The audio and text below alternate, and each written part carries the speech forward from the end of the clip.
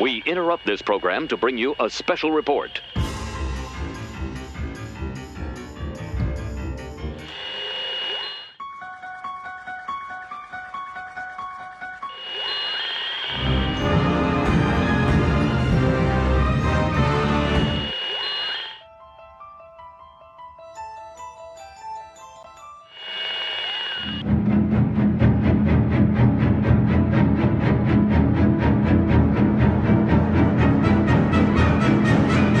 This is Cheapseat Reviews.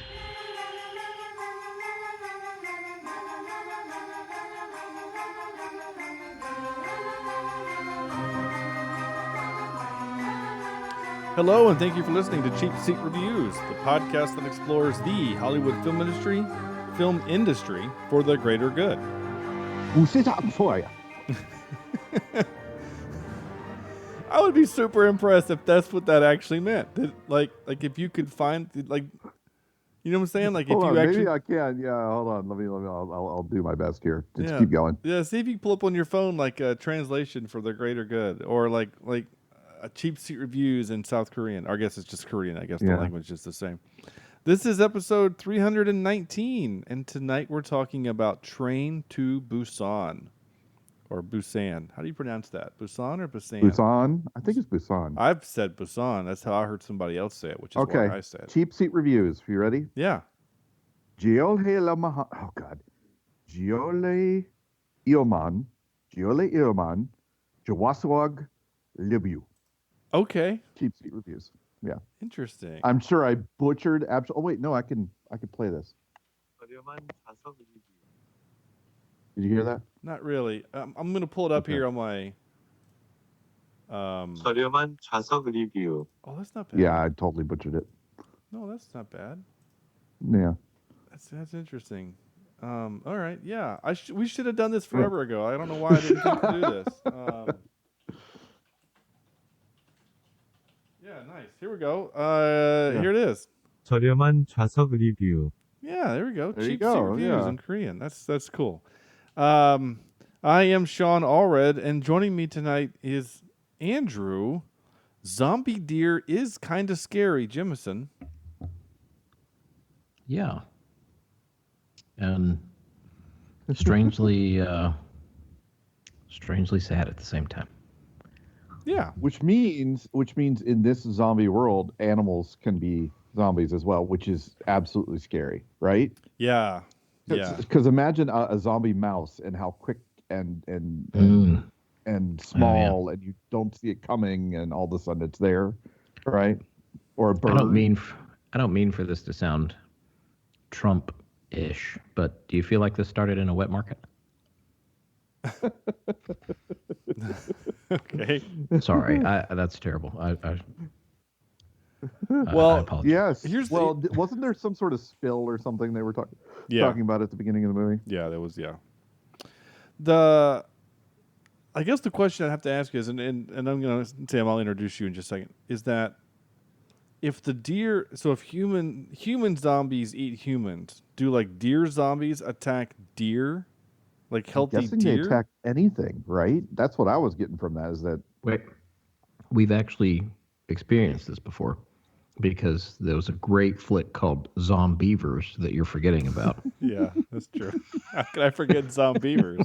That's right. Yeah. Oh. How could I forget Zombievers? I don't know. I really don't. Anyway, so yeah, but no, Sam, you're right. The idea, or whoever just said it, it would be scarier to have animal zombies, because you're not wrong. Having a little mouse zombie come flying in and gnawing on your ankle, gosh, yeah, that'd be crazy. Speaking of, immediately turn to a zombie. Yeah, that's not fun. Yeah, no. Yeah, so speaking of Sam, also with me tonight, us tonight is Sam. I'm not crying. You're crying, Vector.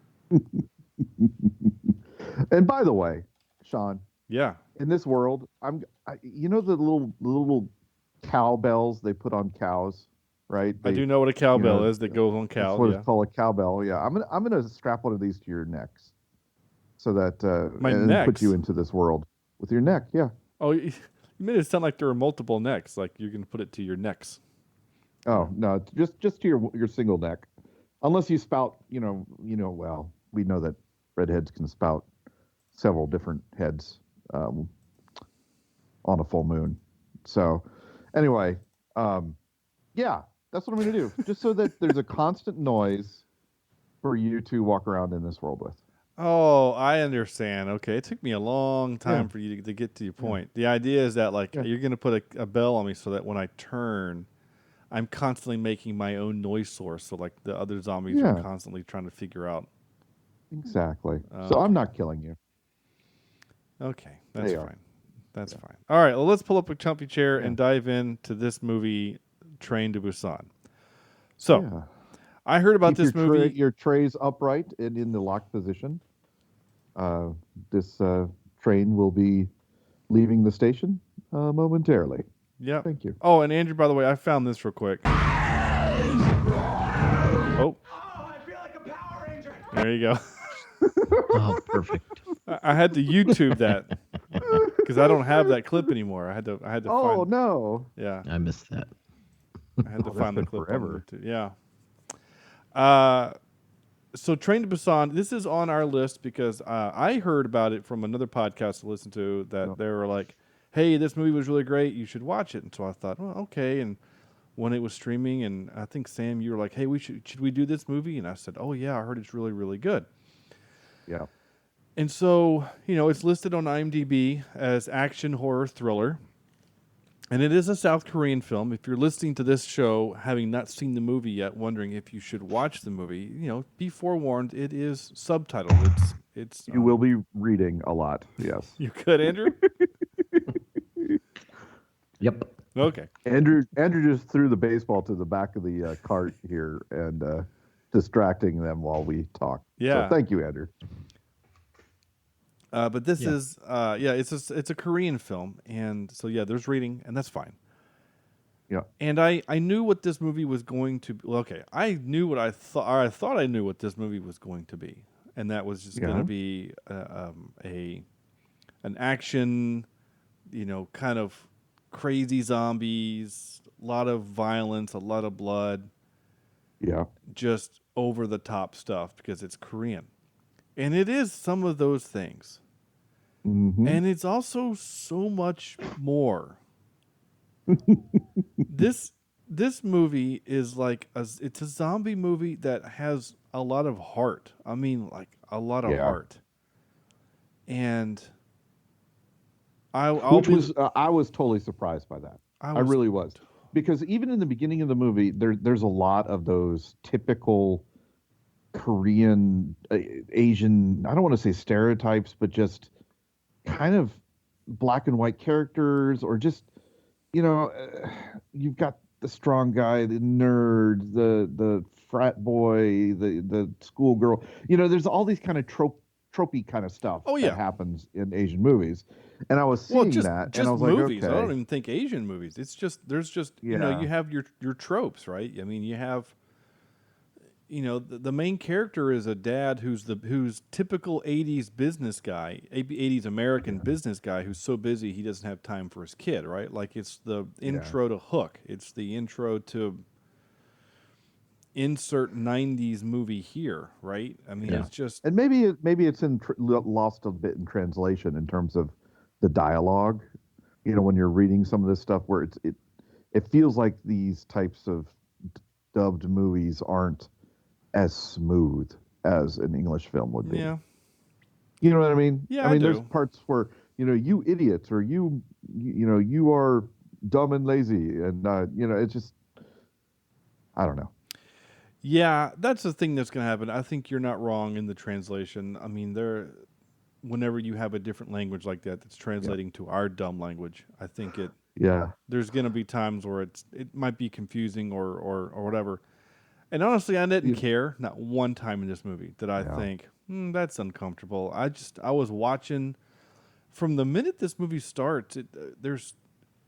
I wouldn't say it's slow. You have to get some story, right? Dad kind of sucks. Daughter wants to go see her mom.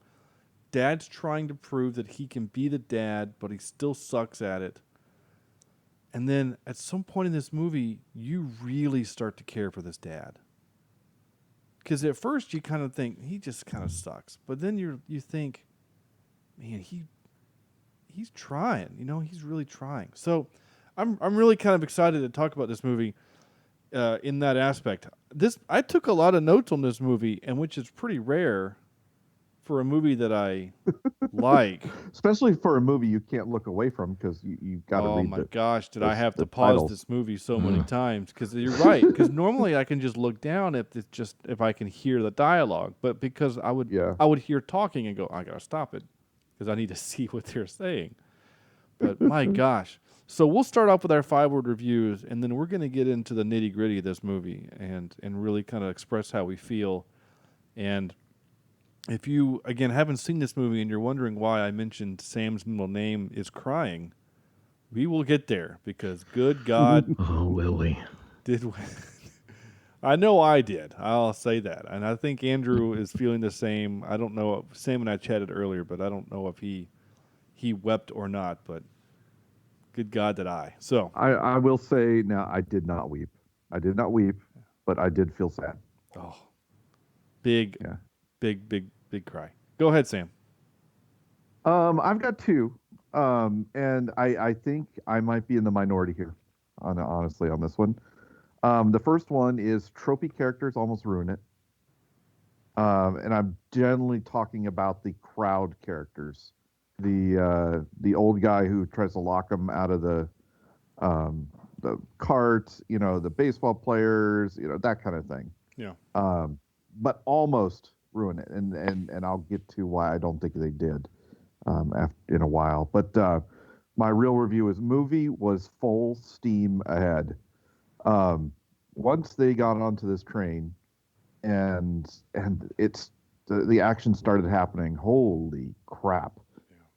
We got to see some stuff in here we haven't seen in zombie films, and I liked it. I liked some of these visuals in this thing, and I liked the fact that it felt like the zombies of this world could literally take over as fast as, and ruin a society that quick. Yeah. The visuals of them looked amazing. The way they'd flail around where they weren't really using their arms, kind of, it's just, the look of these zombies was great. And I thought they used the train visuals to the best they could on a claustrophobic type of situation with these things. I don't know about you guys. I loved the strong guy. Oh yeah, he was great. He was awesome. With the pregnant wife, right? I love that guy. And I knew, you go into a movie like this, you kind of figure there's going to be some carnage, and I figured he wouldn't make it. But doggone it, I wanted him to make it, and was sad when he couldn't. But I thought some of the fight scenes, I don't really call them fight scenes, but scenes where they're making they're going in the train from one end to the other, and they're having to fight the people off. They got a little bit of plot armor in that, compared to what these zombies were doing to everybody else before all those scenes, and I thought that it didn't ruin the movie, but we've mentioned before that if there are rules in a movie and if there's physics in a movie, it should maintain that throughout. And I think the movie was lessened by that kind of thing. So I had fun with this movie. I was not an emotional wreck, but it still put little butterflies in my stomach and made me a little sad at the end there, because I don't know how they made me care about the father figure. I don't, because I kind of disagree with you, Sean. There wasn't a real point in the movie where it really felt like he was trying. It was almost organic, right? It felt like all of a sudden the dad mode kicked in, and he started trying to help his kid. I agree. I never really got the fact that he was trying. I just feel like I agree, Sean. Sam, I think it was very organic. Yeah, that's a good word. Yeah. And I appreciate that, right? You know, because Mhm. when Sean mentioned that, I was like, man, was there a time when he started to be, a real, father figure again, or acting like what a dad should act like in a situation? I guess what I mean, I guess maybe my clarification is that the daughter kind of hates him because he's a selfish guy, right? That ultimately it boils down to he's a selfish man. He can't come to her recital because he has to do his work, and we see several instances where he's just this selfish guy. And then once the outbreak occurs, and he's kind of the back of the line, and strongman and his wife are on the other side of the door, and he shuts the door. There's a moment where you think he's gonna let them die, and then the daughter kind of says, "Hey, Dad, come on!" She screams at him, whatever. So he opens the door and lets them in, and then he shuts the door back. And so you still kind of hate him, right? You still kind of think this guy sucks. And he pulls her, daughter aside and says, "You have to save yourself. You have to look out for yourself." And she's like, "That's not what you and Mom taught me." And then I think the moment where it changes is when they leave the station, right? They go their separate way, and then they find out that the army has been turned, and so as they're fleeing back, Strongman sacrifices his body to save her, and the dad sees that, and then the next scene he goes and gets the old man, the old man saves. He throws the jacket on the zombie so he could get away, the homeless guy. And then when they get back onto the train, they realize that they're going to have to fight. That to me is the Popeye moment. It's like, in order for me to save my daughter, I'm going to have to do something that's kind of against his programming. Is that he's going to have to. And the big guy kind of makes fun of him through the whole movie. Yeah. He's Which like, I appreciated. I did too. Yeah. He keeps calling him a jerk, and he calls him the asshole, and he goes, "Are you gonna you're gonna be in the middle, and then kid, you're in the back. Are you gonna get my back if somebody gets through me?" And he's like, he picks up the nightstick and the shield, and he's like, "I got you," or whatever. I mean, like, that was what I meant by there was a moment that it changed. I mean, you're right. Yeah. It is organic. Yeah. The movie didn't go, all right, time to be a hero, but kind of. And if you notice, before all that, he kept leaving the girl in different seats or with different people and walking away from the girl. Not paying attention to make her. to make a phone call or to see what was going on somewhere else. To take a nap. Literally after that, they were inseparable. Yeah. Yeah. Yeah. So that's the thing that I think this movie does a brilliant job of that. Somebody else asked me that. I was talking to a coworker today, and they asked. I told them what the movie was, and they're like, "Oh, it's a zombie train movie." And I said, "On the surface, it's that." And so this is. And Andrew, we're going to get to your. You go do yours now. I'll save mine for mine. But Andrew, please hit us with your 5-word review. Okay. Brings new meaning to Trainwreck. Nice. Nice. Yeah.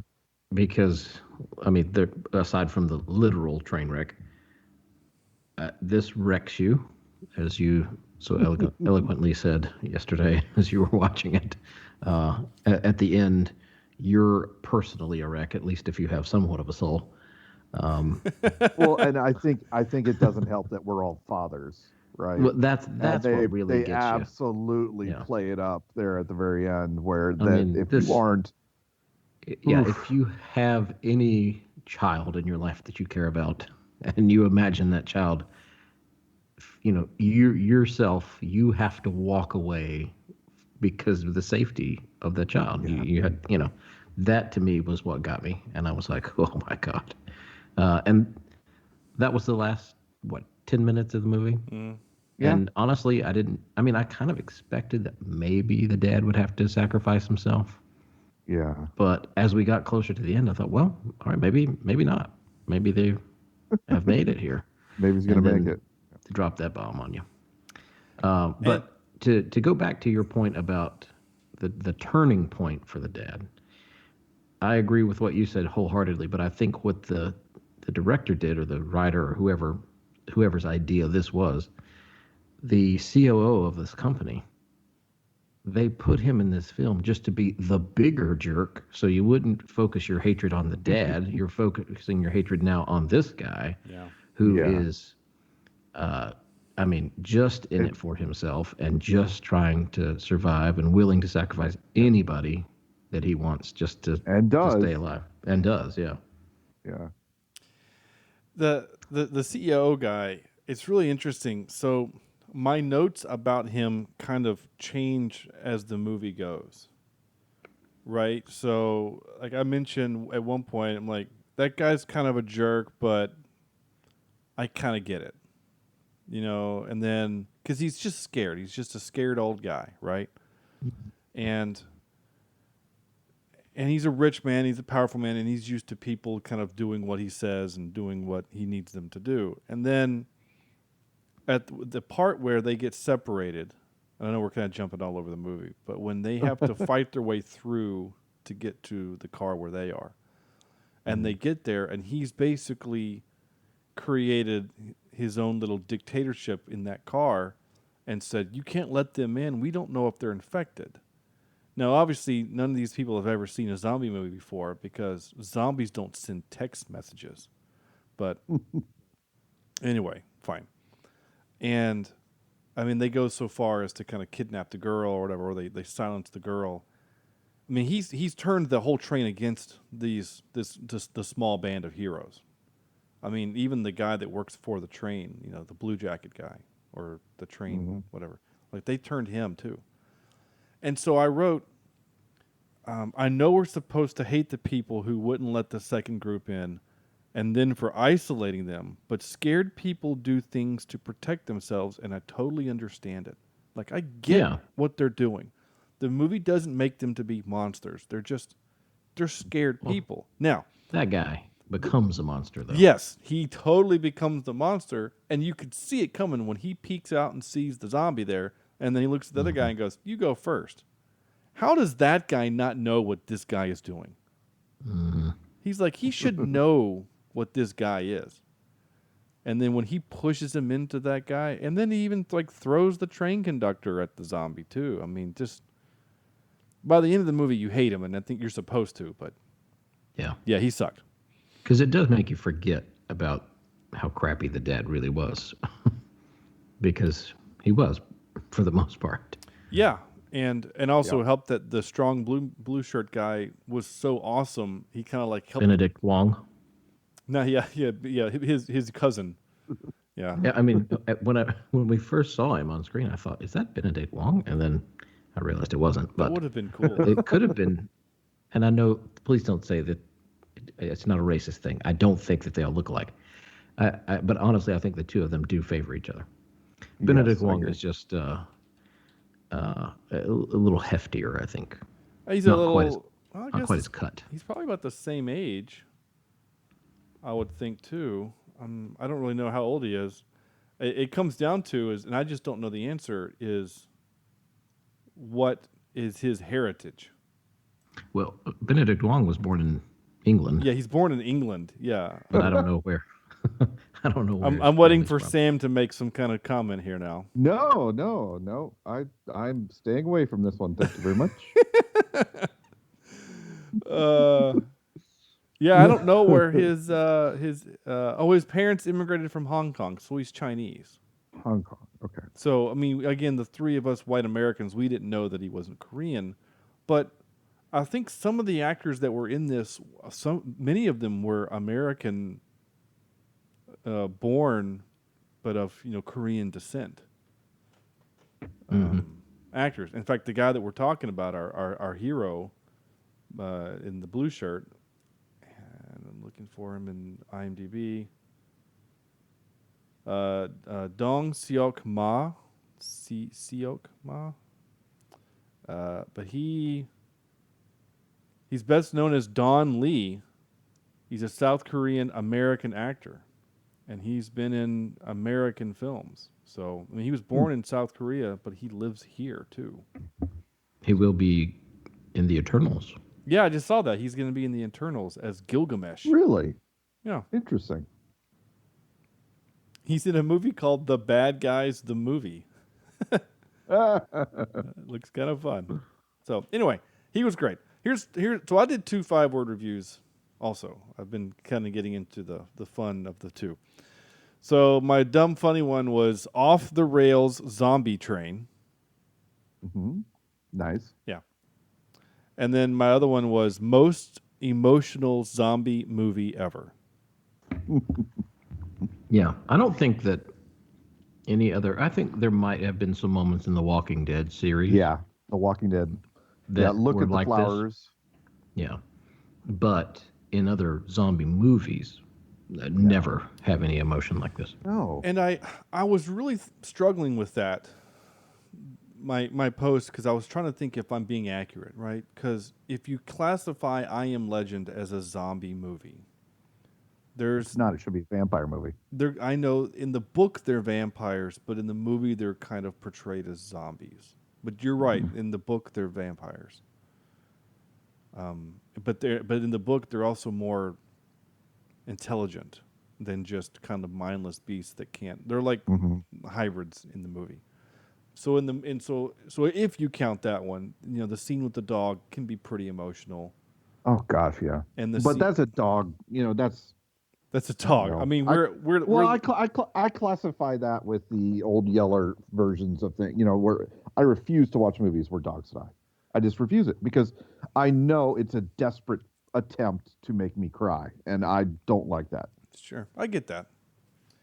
And then there's movies. I mean, there's some emotion in movies like 28 Days Later, and there's a little bit of emotion in like Zombieland. But I mean, those are like Zombieland. You know that everybody's okay unless you're Bill Murray. Yeah. So I don't know. In Shaun of the Dead, I cried. That's true. There is a little bit of. There's some stuff there. I mean, there's some heart there. When they were doing the beating the people with the billiard cues, I laughed so hard I cried. Well, yeah, but also you don't know it until the end. But the best friend does get bit, right? He does turn. Now you find out that later that they just kind of become docile zombies, and they're basically like house pets or something. But you don't know that yet. So I mean, the friend does get it, and yeah. So there's some stuff there, but nothing has emotionally. I mean, I was trying to think. The last time I had an emotional ride like this was probably Bird Box for me, and again, it's mainly because of the kids in that movie, and just the scenes that we've already mentioned is the sacrifice, and it wasn't just the fact that he did the sacrifice. It was like his last moments as a human. Yeah. Yeah. Were thinking of his daughter, and that just that really touches me. I mean, I know the movie's trying to make me feel things, but it worked for me. I have to complain about that scene in particular, though. When he is on his last moments as a human, and we cut to it's this flashback of him holding his daughter. It's almost like someone's vision of heaven because everything's in white. There's a soft glow on the lens. Yeah. It took me out of the movie just a little, and I think that's why I didn't get as emotional as I probably could have, because when I saw that, I was like, oh, okay, that's a little cheesy. Well, that was the first time they did it in the movie as well, right? That was, if they had done some sort of flashback earlier or anything like that, maybe.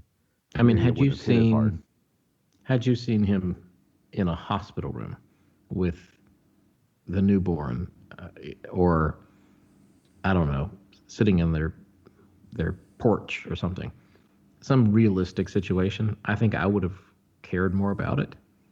Okay. But because it was kind of dreamlike, I guess, I didn't really buy it.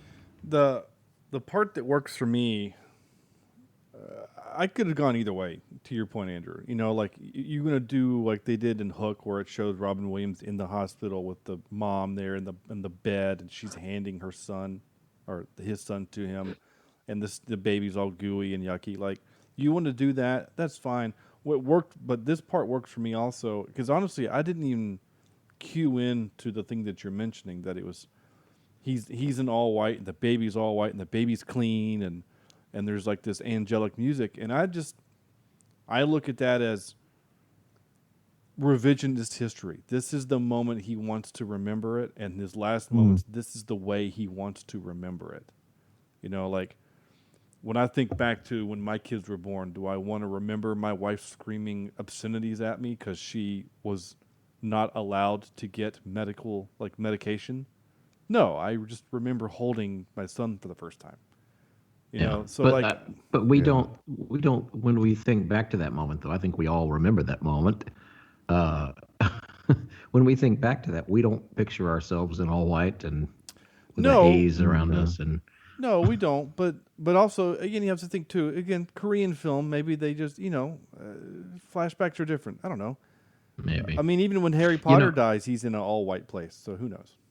Yeah, that's true.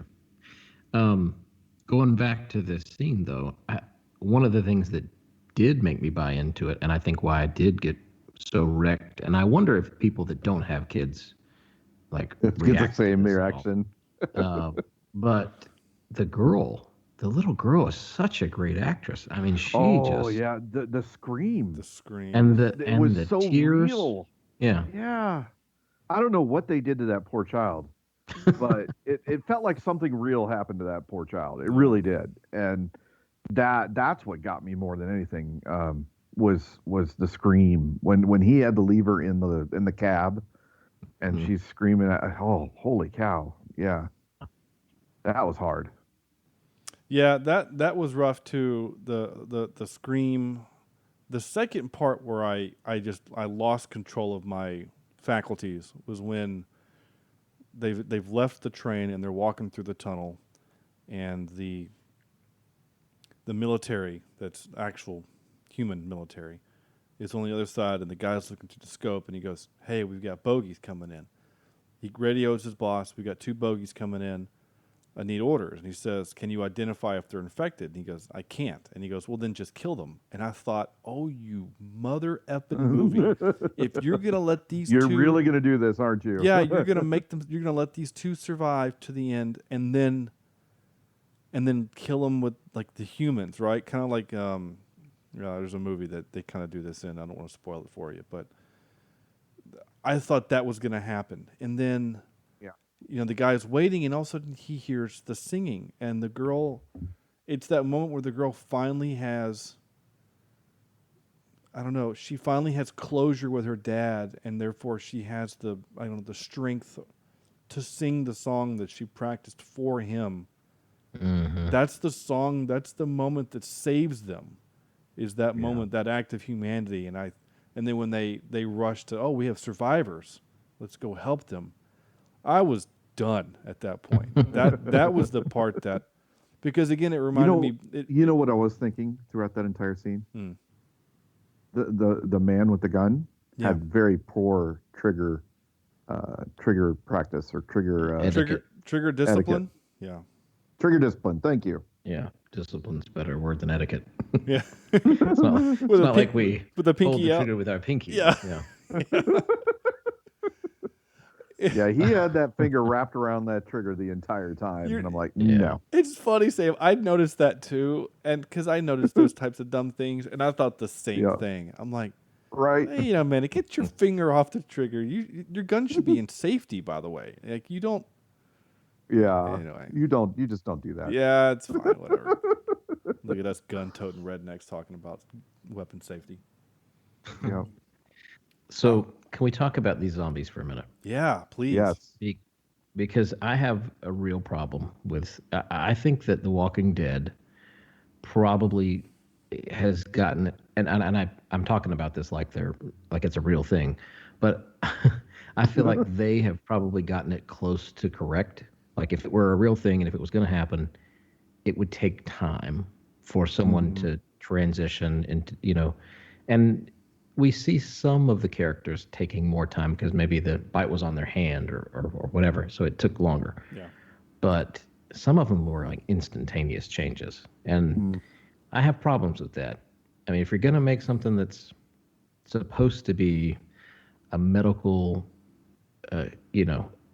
almost like a disease, it's not going to infect you right away. It's not going to, or well, it'll affect you right away, but it's not going to. The symptoms aren't going to show that quickly. And then the second issue that I have with zombies, and you don't see it too much in this, but I really have a problem when movies have zombies. Just because you become a zombie doesn't mean you gain superhuman strength or superhuman abilities. And just the which they didn't do that much in this movie. But I mean, just the way that the deer did it at the very beginning. Like the deer is laying there with a broken neck, and he becomes a zombie deer, and all of a sudden, his neck straightens out, and he's no longer a broke neck. So those are two issues that I have in movies. Just the speed at which something changes into a zombie. If you're going to make this a disease, if you're going to make this an infection, then do it right. And then, secondly, no superhuman powers. Well, Yeah, one of the things I was thinking of when I was watching these zombies in this one is that this could very well have been an offshoot of World War Z, yeah. right? In terms of the fast zombie, and there's kind of those two worlds, right? Of zombie world of slow zombies and the zombie world of quick zombies, and obviously this one is very much so in the quick. To your point, Andrew, and I'm not really going to argue it because those are how you feel. I think that they did a good job of the rules, because that's one thing we've complained a lot about in movies where they don't establish rules, and it felt like small bite on an extremity means it takes. The girl that gets on the train had a small bite in her thigh, and it took her a long time to go. But she bites the neck off of the train attendant, and she turns within 15 seconds. So I understand your point. Like, it would take longer than 15 seconds for you to, turn, but that's the rule. You get hit in the neck, you're a zombie in 15 seconds. Yeah. And I think they did stay, to your point, I think they did stay consistent with that. Yeah. Whereas the two guys that we care about got it in the hand, right? And that's why they were able to. I mean, there's just something really cool. I love the character in the movie, the big strong man in the movie. He's gonna die, but it's gonna take a lot to take him down. Take him down. It's like the Boromir character in Lord of the Rings. When he says one arrow can fell a man, but it took many to kill him. Or the 13th warrior, that real big dude with the blonde hair. It took like 11 spears for them to take that guy down. There's just something about that character and the fact that he was pushing back forget superhuman strength. If it's just normal strength, like imagine 300 people pushing against you, and he's pushing them back. Like that just, I know that could have been that mama bear adrenaline. And I'm totally cool with it. It didn't bother me. All I could think of was, that guy is the man, and I want to see him in some American movies. And I liked it. So I thought that the rules were the thing that really affected me as scary as the horror part is, for lack of a better word, when they would zerg, or what's the word? When they would swarm. Yeah, zerg. Zerg, right? Swarm. Yeah. I mean, us video game people understand what zerging is. It's not just that they break through the glass. It's when they pour. Bodies are being poured through it. That really bothers me. When human flesh becomes liquid. Kinda, yeah. And that's exactly what it ends up being. Yeah, and again, I'm not saying I hate it as a plot device. What I'm saying is, it bothers me as a human, because it's like, people shouldn't move like that. And when they do it in movies, it's really effective at scaring me. Like some. Yeah. There's some people can't do when monsters, when people scream and their mouths get longer than they're supposed to, or something like that. Like, that bothers some people. Like the Mummy does it, and the creepy ice cream guy did it in Legion. I don't particularly care about that. Fine, whatever. That doesn't bother me. But when they it's like a tidal wave of bodies, and there's a scene when they're in the train, and it's like that first initial wave, and it looks like there's 10,000 people inside that train, and it's coming towards them, and it's just like, Yeah. how can you escape that? It's just fortunate that they don't know how to move 3 inches down a lever, And how clever was that woman? It's that whole idea where there is no mind behind that, right? Mm. The only thing there is a thirst or or a hunger, right? So Yeah. it's driving each entity to do whatever possible to get closer to what it wants, Yeah. and personal space and everything else is out the window with that. Yeah. You know who's at fault for this whole thing? George the Romero. The train attendant who's like checking people's tickets at the very beginning of this movie when he's not paying attention and lets Thigh Bite Girl run onto the train.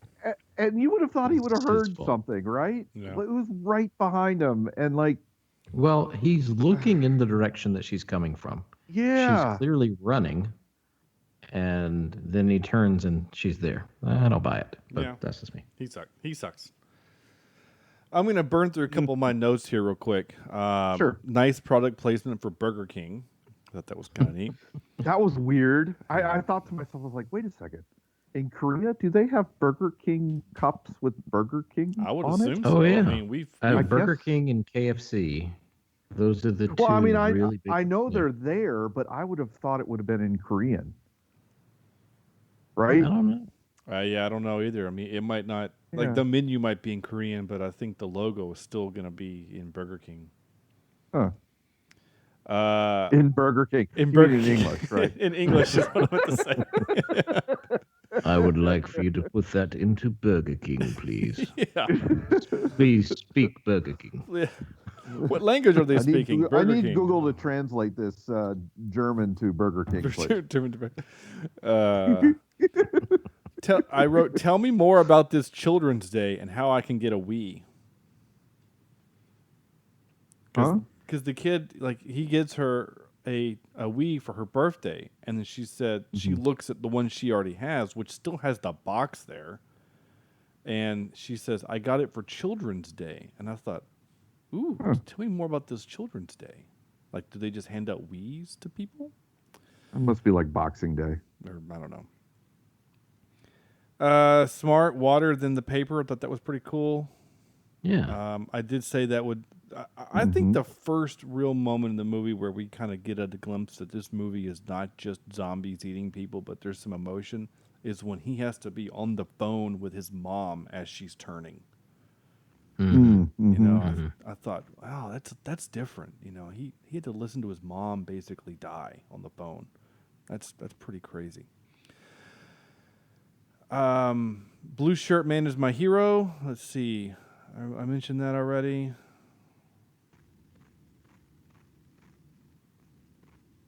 She got a text. Zombies don't text. Yeah, sorry. I was reading. I'm impressed that they could get... What? Oh, I'm impressed that they could get up onto the racks. Remember when they had to crawl from front to back? And they're up like on the luggage They compartment? were clearly in high school band. How they got up there with making zero noise. I was really impressed. Is that something you did in the band? Definitely not in high school band. No, because it happened in my high school when I was in school. It has not happened in the current high school which I teach at. I have known to look out for it. I'm not saying I did it, but it happened. That's all I'm saying. I've never. We did dumb stuff on our bus. I never ever thought to climb up on the luggage rack to hang out or whatever. Oh yeah. Yeah, it was never a thing. That's weird. I mentioned that one. North Korea would be a nice place to live right now. How did an infected get into the train cab? I thought that was interesting when the conductor's looking for diesel engines and he goes to the one and there's one in there. And I thought, how did he get in there? And did he accidentally lock himself in? I mean, it was just for a jump scare, I know, but still. He's going to push that guy, of course. We need more. In case we needed more peril, here is an out-of-control train on fire. On fire. And I did write he needs to die, so the OOC, or the CEO, I mean. I said he needs to die. Not zombie, just die. I wanted him to die painfully. And he got turned into a zombie. Yeah, well, and then I'm so mad at him. You know, throw yourself off this friggin' train, right? You're turning, get off. Yeah. And then I was also mad at the father because I'm like, listen, Yeah. there's a little spot there in the railing you could have just pushed him out of. Well, I mean, there's what, 15 seconds where he says you've been infected, and he's like, oh no, I want my mommy. It's like, dude, now is the time where you can take him and chuck him off the bridge, like off the train. Just you don't need to have the fight with him. Just do it now, because he's not going to really fight you as a zombie. He's going to fight you maybe as a human, and maybe once he turns into a zombie, then it's all muscle and rage. Superhuman strength. Yeah. Just, I mean, I get why the movie did it to make us, sad, but it kind of annoyed me. It's like, okay, Dad, you had an opportunity here. Blue shirt, he would have just picked the guy up and chucked him. Yeah. Did anybody else keep waiting for the moment that the mother was going to go into labor? Yeah. Yeah. Like I was expecting it anyway, especially there at the end when they got off the train at the tunnel, and it was just the two of them. Yeah. And she like leans over, and I was like, oh God, she's going to have this baby right here in this gravel. I thought something was going to happen when they were fighting their way back because of the noise. I thought it was going to be a quiet place all over again, where she was going to have the kid and couldn't make a sound. Yeah. Back in the back or something. I thought that similarly also, and it also just occurred to me now that she crawled up onto that luggage rack, pregnant, and scurried her pregnant butt all the way up there. Mm-hmm. That might be the biggest suspension of disbelief in this movie. I mean, we all have 2 children. Our wives couldn't, get into my. I'm not gonna say anything. I'm just saying that I was going to say die. abort. My wife, who's still awake, is going to come in here and slap me. Anyway, that's all my notes. Gosh. So I only have one clip from the movie because it's in Korean. What else? I mean, yeah, it's in Korean. It's kind of hard to do, but I do have a clip. And honestly, it's from the. It's from the soundtrack, which I thought was kind of cool. Just this moment in the soundtrack. So this is obviously going to get us kicked off of YouTube, but I don't care. But here's just some music from the soundtrack. Okay, you ready? Yeah.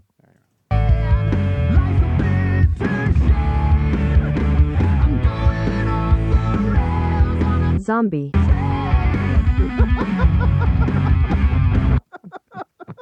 Perfect. I worked hard for that joke. It paid off. It was good.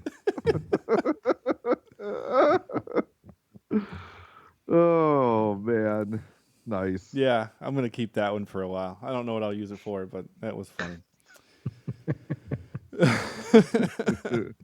All right, now for this. Oh. And now for some more bad news. Ready? All right. There's not a lot of trivia about this movie, and honestly, most of the trivia about the movie is kind of about how awesome this movie is in comparison to most South Korean movies. Meaning that this is one of the most successful. Now, again, South Korean film, like South Korean Hollywood, is not an old thing. They've not been making movies since the 20s and 30s like we have here in America. I would bet that their movie industry is probably only really picked up in the last maybe 20 years. Have we watched anything else that's a South Korean film? I don't think we have. Not South Korean, no. No. Okay. Because the 2 other dubbed or not dubbed subtitled movies was the Seven Samurai or the Last Samurai, not the Last Samurai, but that was Japanese made, and then Kung Fu Hustle. Yeah. So, which is obviously Chinese made.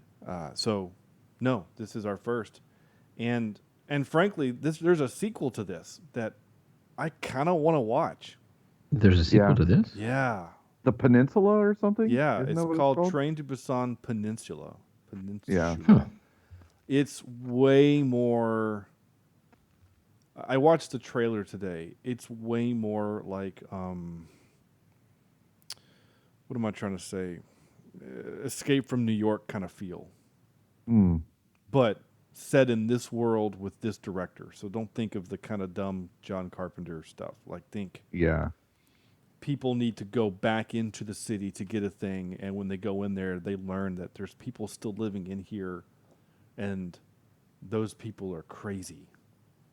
And there's a lot of cars, and I mean it's an action flick. It's not a horror flick. It is an action flick. So when I search South Korean film, number one is Parasite, 2019. Yeah, of But then course. the next one right after that is Train to Busan. Yeah. So it's in the top I know that 15. they're known for horror for sure.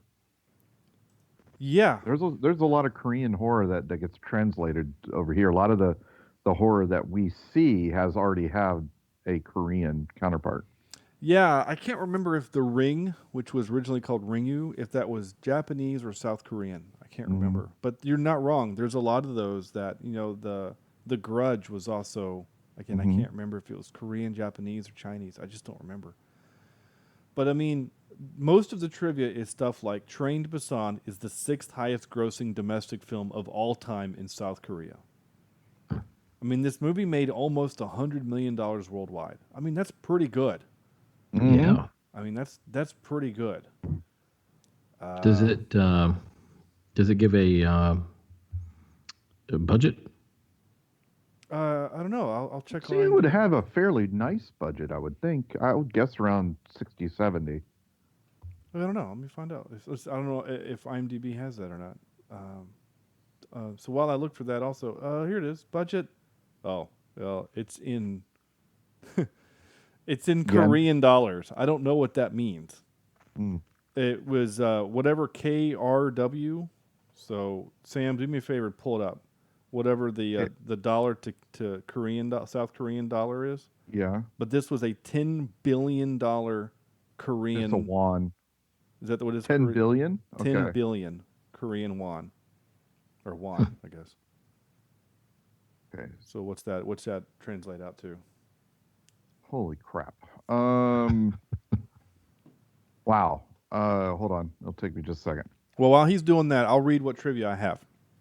Filmmaker Edgar Wright, we mentioned Shaun of the Dead earlier, who directed the BAFTA-nominated zombie horror, Shaun of the Dead, was a big fan of the film. Wright recommended the film in a tweet and called it the best zombie movie I've ever seen. So I could agree with that. I mean, I would put the only thing that I would put zombie-wise above this is The Walking Dead, but it's not a movie, so. Yeah. Well, and I've not seen 1 second of The Walking Dead. I've never seen it, never got into it, didn't care, and so to your point, Andrew, this is now my favorite zombie movie that I've ever seen. This is, I mean, at the time, maybe before yesterday, I would have said maybe 28 Days Later, or maybe even Zombieland, or I don't know, but this one is if now, I'm doing my math right, 84 million. okay, that's a good budget. Sorry. Yeah, absolutely. And the fact that it made 92 $92 million. well, 93 basically worldwide. Worldwide, yeah, 93 million. So, I mean, that's pretty good. Not a lot, but I mean, it's a success. The other one I wrote, which I guess I already mentioned, but it says, given that the fact that this was the 9th most successful film in South Korean history, there was an instant talk of a sequel, which director Sang-ho Yeon instantly refuted. Ironically, he would change his mind 3 years later and start work on Train to Busan Presents Peninsula. So, there you go. All right, time for this. Excuse me while I whip this out. Now, you might think we would do zombie movies or even maybe running zombie movies, but we decided to do trains instead because I like trains, and so do you guys. So we're going to pick movies with trains. So whether the movie is about the train or there's just a cool train in the movie, don't really care. Not the point. The point is that my son would love this topic because even though he's 8 and he's kind of out of the train phase, he's still pretty much into trains. So, Andrew. I didn't know if you would let this count or not, so I'm going to make it my honorable mention. Ant-Man. Oh, when he has to fight on Thomas. That's totally cool. Yeah, I'm with that. Okay, so that's an honorable As mention. a train. Yeah, that's totally cool. Yeah, so I've got number 3. I've got Throw Mama from the Train. Okay. Number 2, I have Mission Impossible with the first one. Yeah. The good one. Yeah. Well, it's better than it's like that one and then the last two. Yeah. That one and the last two. I count those. The ones in the middle, I don't really count. 3 is so much better than 1, but okay, it's fine. Okay. I know I've fought that good fight on that argument, and that's fine, but yeah. And then number 1, I have Back to the Future 3. Yeah, I figured. Shoot. Okay. Sam. Well, Andrew stole my number 1. Sure. So I'll go back. Oh, crap. Where'd my... All right. So my honorable mention are all the Harry Potter movies. Okay. Yeah. The Hogwarts Express, sure. Yeah. My number 3 is the 310 to Yuma. Yeah, it's such a good movie. Yeah. I still haven't seen that. Did you not? What's the podcast? It's like we did it for the watched podcast. I don't think I was on then. Oh. Did we do that before episode 100? I think so. Wow, okay. Okay. And my number 2 is Snowpiercer. How did I not think of Snowpiercer? Oh my gosh. That's not even. I thought of it, but You refused I didn't want to think of it. Yeah. I like the movie, but it gives me the heebie-jeebies. I can't believe I didn't even think of it. Just remember when the train stops, we all freeze and die. That's right. Yeah. So we did this 310 to Yuma. We did episode 211. Yeah. Yeah, so I was definitely on. Well, Maybe I have. here's Maybe my I have. I've just forgotten. Here's my description. A small time rancher. I just do when I do the description in the notes, it's just what IMDb says. A small time rancher agrees to hold a captured outlaw who's awaiting a train to go to trial. A battle will ensue as the outlaw tries to psych out the rancher. Yeah. Okay, And I then- remember this now. And then I always have my own little thing that I write, and then I do my cheap seat reviews part. And I wrote, "No one falls asleep this week." Also, it's a really good movie.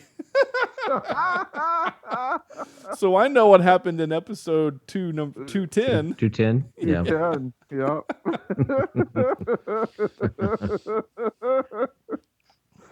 Oh, poor Andrew was all tuckered out. I was. I do remember the movie now that you read the description. Yeah, that's great. All right. It's a good one. So I did a couple of honorable mentions. One of them was, of course, Back to the Future 3, just because that one's cool. I did an honorable mention. I broke my own rule. It's not a movie. It's a TV show. But the first episode of Firefly, they rob a train. So I thought... Yeah. Wait, was that the official first episode? Yes, or was that the... It was the first episode aired on TV because they never aired the pilot. That's fine. Yeah. So... Stupid Fox. Yeah, stupid Fox. So I wrote down 4 for my top 3 in case you guys stole one of them, but none of you did. So, oh wow, yeah, I'm surprised. So I'll do my number 4 as Murder on the Orient Express. Still haven't seen that one. It's okay. It's pretty good. Yeah. I know people say that it's not as good as the original, but I've not seen the original and I liked it. So my number 3 is GoldenEye. With that bullet train, the Soviet bullet train that he shoots with a tank. I thought that was always kind of cool train. Mm-hmm. And that was a really hard mission on the game. Number 2, I did Solo, right? The hover train that they fight on. Thought that was kind of cool. Oh, yeah. And then number one, this is just one of those movies that if it's on, I have to watch it. I don't know why. Unstoppable. Oh, okay. I really just like that movie. It's a Ridley Scott thing. It's got Morgan Freeman and Captain Kirk. Just I don't know why. Was it Morgan? Was it Morgan? Not Freeman? Morgan Freeman. Denzel Washington. Okay. My brain said Denzel Washington, we've but got my to. mouth said Morgan Freeman. Thank you for catching me. Denzel. Hey, look was at in, me! Look at me, knowing different Look names. at the brain That's on Brad. impressive. What? Denzel was in the Pelham 1, 2, 3. He was also in Right. Taking a Pelham 1, Yeah. 2, 3, which I Okay, think he is, likes that's this where I train. got confused. I think it's the same director also. That's a good movie too. I saw it in the theater. All right, that's it. That's our show. Oh, top 10. We have to do that thing. Or Wait, top what's 10. supposed to happen? Not a top 10. We're going to do an out of 10. We're going to give this movie a score, a rank, a number, a numerical identifier for some reason. And I think personally, as we often do, as we look for movies in the month of October, did we find?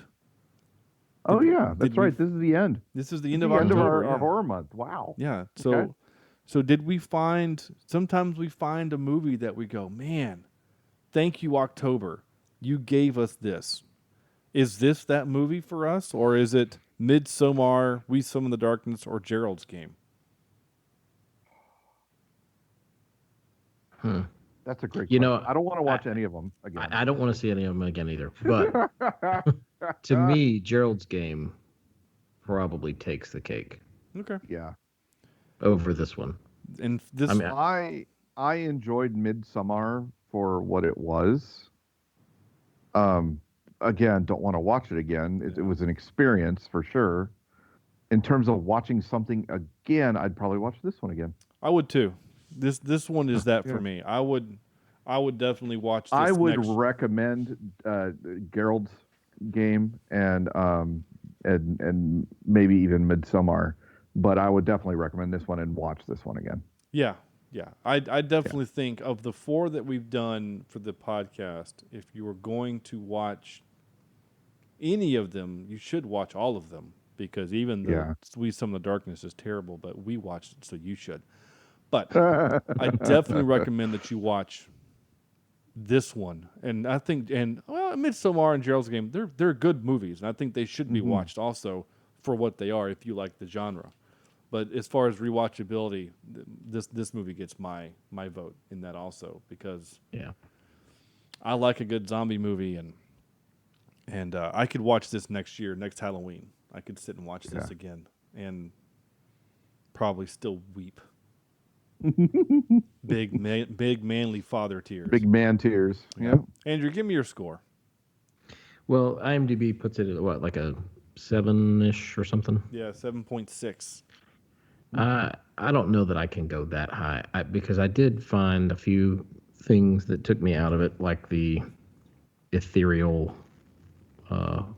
dream sequence there at the end, and just the speed at which these zombies. And like you said, I know that the rules were consistent, but I still I don't like any zombie film where the zombies just. The rules might be consistent, but if you don't like the rules, you don't like the rules. So I don't like the rules. Not a fan of the rules. I'm going to take my ball and go home. Yeah, exactly. So I'm going to give this 6.1. So you liked Midsommar better than this? Yeah, I think so. Okay. All right, Sam. How about the fact that we watched 4 movies in October and 3 of them ended up being fairly decent movies? Yeah. Yeah. That blows me away. But I'm kind of with Andrew. I think IMDb might be a little bit too big, but not as far off as Andrew. So I'm going to say a 7.1 out of 10 for me. All right. Yeah. I'm actually tracking with IMDb on this one. I like this movie a lot. It is by far my favorite movie that we've done. and not just because it left me emotionally, whatever. It was intense. I mean, It was well done. It was I well directed. It was well. It yeah. just. It was well done. It was a well done movie. I'm a fidgeter. I used to have a fidget cube, and I've lost it a long time ago. And so the only thing I have to fidget with is my wedding band, which is one of those. It's like rubber kind of thing, whatever.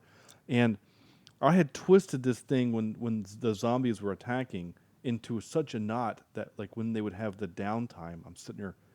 I better get this knot undone, or my wife's gonna kill me. But this movie had me from the word go. It really did. I mean, when I mean go, I don't mean the beginning. I mean go. Like once the train started, I thought, oh man, here it goes, and it just. Yeah. I mean, even the downtime. And there's one moment there was one humorous moment which I really appreciated, and that was when they hide in the bathroom, and the guy's like, what the heck kind of ringtone is that? Like, what kind of dumb ringtone is that? And he goes, you got a problem with my ringtone? And then he goes, that's because I don't know how to change it. How do you change it? And, like there was this moment of brevity, which I really appreciated because this movie is so frenetic and crazy. And I remembered finally at the very end of the show, and I'm sorry, but I remembered a point I wanted to make earlier that we were talking about, and I'll try to be as quick as I can, is that I mentioned earlier that I don't think this movie is a zombie movie on a train. This movie does the thing which I think which makes the MCU movies so great, and that is let's take the genre movie that we're looking for and then add it into the vehicle that it's going to be, right? So again, I use the example all the time. Iron Man is a redemption story in an iron suit. Captain America is a war movie with a superhero. Like all of these different kind of Thor is almost like a coming of age almost, but it's Thor, right? So you have these types of these kind of. In my opinion, this movie is a father-daughter road trip reuniting. I don't know how to concise it, but that's what the movie is about. Is about a redemption of the father in the daughter's eyes. Rekindling of a relationship. Yeah, like exactly. Yeah, and reestablishing that. And I don't know if Sam's being quiet because his batteries have died, or if he's just being quiet. I'm still here. I'm still listening. But that's what the movie is about. And then we add the element of the zombies on the train. We put them into this vehicle. Does that make sense? Mm-hmm. And that's why I like the movie so much, is because it's not just dumb thing. Like this movie to me is way better than World War Z because it does this. Now I'm also annoyed with World War Z because the book was really cool. Yeah. But you can't really make that movie that book into a movie. Because it doesn't work. No. Anyway. All right. 7.6 is my number. Gives us an average of 6.93. Repeating, which is the exact same score as Gerald's game. That's so weird. That is weird. Okay. Well, because Sam gave both movies a 7.1. That's also funny. Did I really? Yeah. Oh, I didn't realize that. Okay. Yeah, you gave both movies a 7.1. Yeah, that's cool. Yeah, and then 6.8 is what Midsommar is, and then sandwiched in there is the 2.5 for We Summon the Darkness. That one was pretty awful. Yeah, that was horrible. And maybe it was so much more because it was bookended by better films. I don't know. Some good movies. Yeah, I don't know. I mean, Gerald's Game was there. Yeah. Well, they were all good. Well, yeah. the three were really good, and one was kind of bad, but it was fun. I mean, it was. Where's the scream? That's what I'm looking for. I don't know. I don't have it handy. Why is it not in the weird? The moment's gone. Yeah. Dang it, Sean. I know. I thought I had it right up front, but I guess I don't. Oh well, whatever. We were on such a roll. I know. Oh well. Nothing I can do about it now except to Stupid book. That's all I got. I can't find it. Whatever. Anyway. That's it. That's our show. Thank you so much. Next week, as of now, things might change. And because we're gonna have a special guest on next week. He's a friend of mine who has actually appeared in movies as an actor. Actor? He is an actor, and he has done some TV and some movies. Have you run into him? I don't know, maybe. I do have a super embarrassing story that I get to tell if he does decide to come on the show. It's about a microphone placement. That's all I get to say about that. Mm. Yeah. Sounds kinky. Yeah, it is. It really is. So, Okay. but as of What are we doing? So right now we are doing The Natural. Ooh. The Natural, and it is only streaming on IMDb TV. Yeah, okay. Now, they update monthly. So honestly, it might not be here next week. So we'll kind of play it by ear. But we wanted to do something kind of fun and wholesome after a month of horror. So The Natural is coming up next. And I'm looking forward to that. If not, we will find out. We'll figure something else. But right now, it's The Natural. And I'm going to do this and say thank you all so much for listening. This has been a blast. October was a lot of fun. I guess next month or next time we do it, I'll have a different intro music. I was thinking about actually doing an intro of nothing but like Christmas kind of theme. You know, because many people play Christmas music in November anyway. I think that's okay. Yeah. And so Yeah, I'm actually going to start decorating next week for Christmas only because the pandemic, and I think my wife is down about it. So yeah, that's actually seems like I think that seems totally perfect now. Like this year, I think you want to get your Christmas tree the first week of November. Go for it. You know, let's do it. I mean, you do a fake tree anyway, so heck, why not, right? Yeah. I do a fake and a real tree.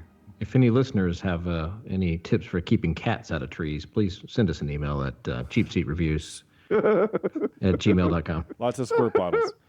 Leave us a review on iTunes, Google Play, YouTube, Stitcher. We're on iHeartRadio and now Pandora. Pandora does it. Well, we're not on there yet, but we've submitted to be on Pandora. I didn't know they did podcasts. My son told me, which is kind of cool.